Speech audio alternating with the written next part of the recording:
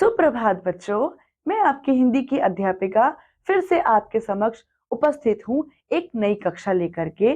उम्मीद करती हूँ आप सब बहुत ही स्वस्थ खुश होंगे।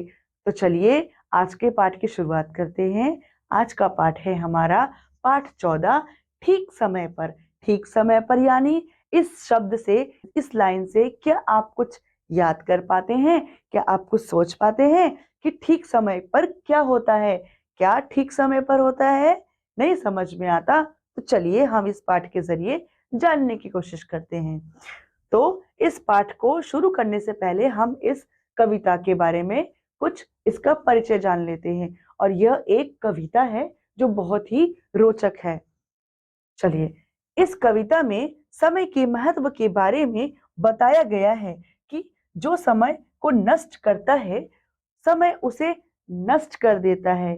बच्चों, जो समय को नष्ट कर देता है, समय क्या करता है? समय उसे भी नष्ट कर देता है।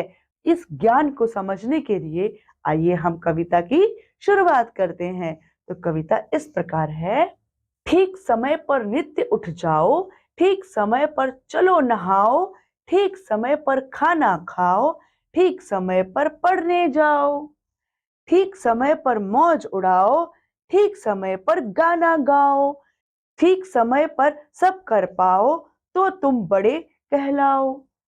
मतलब इस कविता में समय के बारे में समझाते हुए कवि ने कविता में यह कहा है कि अगर आप रोज नित्य समय पर, ठीक समय पर उठते हो, ठीक समय पर नहाते हो, ठीक समय पर खाना खाते हो, ठीक समय से पढ़ने जाते हैं, स्कूल समय पर जाते हैं, ठीक समय पर मौज उड़ाते हैं, यानी अपना काम समाप्त करके, अपनी पढ़ाई खत्म करके, खाना खत्म करके फिर खेलने जाते हैं, मौज करते हैं और समय पर गाना गाते हैं यानी मौज करते हैं। और सभी चीज जब वो ठीक समय पर करते हैं तब वो क्या कहलाते हैं? बड़े कहलाते हैं, महान कहलाते हैं, अच्छे बच्चे कहलाते हैं।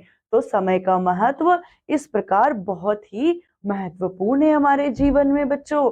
और अगर हम समय को महत्व देंगे तो समय भी हमें महत्व देगा। लेकिन अगर हम समय को नष्ट करते हैं तो एक दिन बच्चों समय हमें भी नष्ट कर देता है। तो इस कविता से हम यह जान पाते हैं कि हमें समय का बहुत ध्यान रखना चाहिए। तो इस कविता का उद्देश्य जो हमें दिया है हम वह भी पढ़ लेते हैं। हमें अपने सभी कार्यों को समय पर करना चाहिए। अर्थात बच्चों, हमें अपना कोई भी कार्य अगले समय के लिए, 2 घंटे बाद, 3 घंटे बाद, अगले समय के लिए नहीं छोड़ना चाहिए।